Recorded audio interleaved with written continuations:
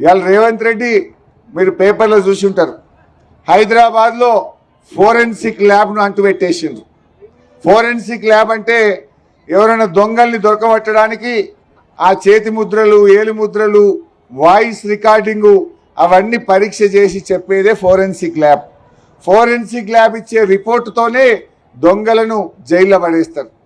వెనకట రేవంత్ రెడ్డి 50 లక్షల రూపాయలు లంచం ఇస్తూ ఒక ఎమ్మెల్యేను కొనే ప్రయత్నం చేసి పట్టపగలు దొరికిన దొంగ ఈ రేవంత్ రెడ్డి. అయితే ఈయనకు సంబంధించిన సాక్ష్యాధారాలన్నీ ఆ ఫోరెన్సిక్ ల్యాబ్లో ఉన్నాయి. కేసు సుప్రీంకోర్టులో, హైకోర్టులో నడుస్తూ ఉంది. రేపో మాపో రేవంత్ రెడ్డికి శిక్ష పడుతుంది.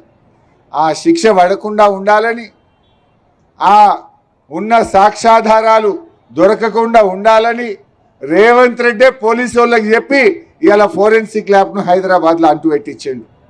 అంటే నువ్వు ఒక్కనివి బయటపడడానికి కొన్ని వేల మంది దొంగల్ని బయటపడేసినావు కదా.